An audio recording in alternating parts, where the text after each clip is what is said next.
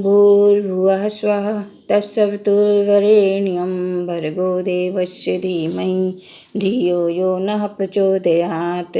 किसी का बुरा मत सोचिए। गुरुदेव कहते हैं किसी व्यक्ति के उसके सन्मुख उसकी बुराई करना उतना पाप नहीं है जितना अपने मन में उसके प्रति बुरा सोचना है, क्योंकि बुराई तो उस व्यक्ति के अवगुणों को देखकर की जाती है जिसकी आलोचना करने पर कोई अपराध या पाप नहीं लगता, परंतु उसके प्रति अपने मन में बुरे विचार रखना अथवा उसका अंश चाहना, किसी न किसी पर कुदृष्टि रखने का अर्थ यह होगा कि आपके मन में पाप है। आप उस व्यक्ति से अनुचित लाभ उठाना चाहते हैं। आप अपनी आत्मा की पुकार के विरुद्ध कार्य करना चाहते हैं। दूसरों का बुरा सोचने में, उनका अनिष्ट चाहने में कुछ लाभ भी नहीं होता, अपितु आपकी हानि ही होती है। देखने में हम चाहे कुछ लाभ प्रतीत हो, परंतु वास्तव में हमें प्रत्यक्ष या अप्रत्यक्ष रूप में एक महान क्षति पहुँचती है। उदाहरण के लिए आप मान लीजिए कि दो भाई हैं, उनमें से एक के पास बड़ी धनराशि है और दूसरा भी धनी है परंतु कुकर्मी है।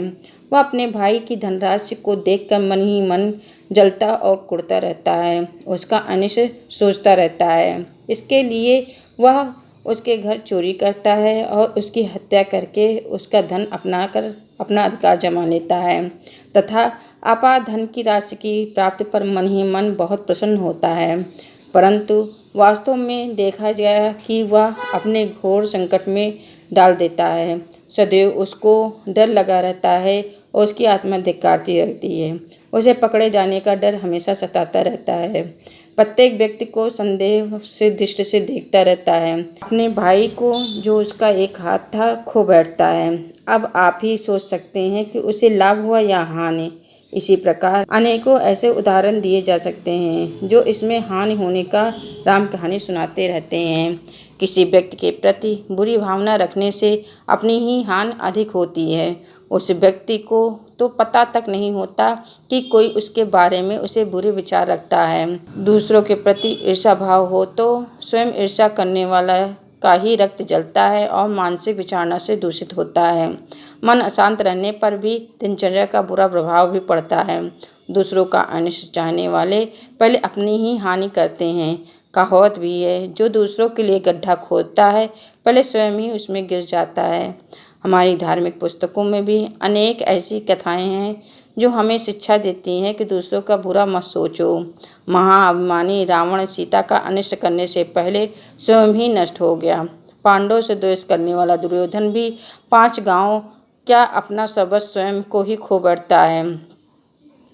भगवान श्री कृष्ण के प्रति कुविचार रखने वाला कंस अधिक दिनों तक पृथ्वी पर नहीं रह पाता, क्योंकि उसका मन दूषित हो चुका था, जिसके कारण उसे कहीं भी शांति नहीं मिलती थी।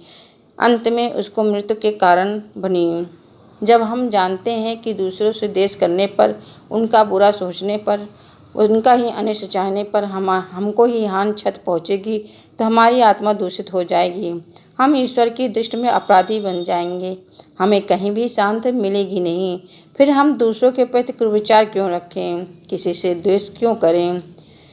यदि हम सब जानते हुए भी दूसरों से द्वेष करते हैं, उनका अनिष्ट चाहते हैं, तो वह एक बड़ी भारी मूर्खता की बात होगी। आग जहाँ रखी जाती है पहले उसी स्थान को गर्म करती है।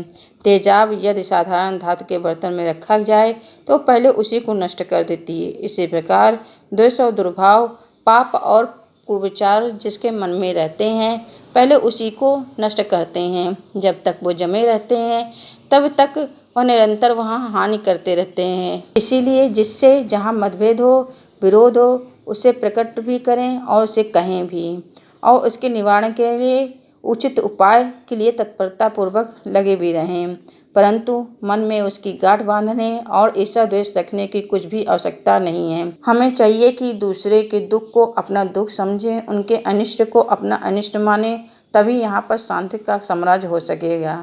हमें द्वेष भाव त्याग कर सभी के प्रति प्रेम भाव रखना होगा। स्वार्थ भाव त्याग कर परमार्थ भाव का सहारा लेना होगा, तभी सबका कल्याण हो सकेगा। तुलसीदास भी कहते हैं कि परहित बस जिनके मन माही, तिन कह जग दुर्लभ कछु नाही। जय गुरुदेव।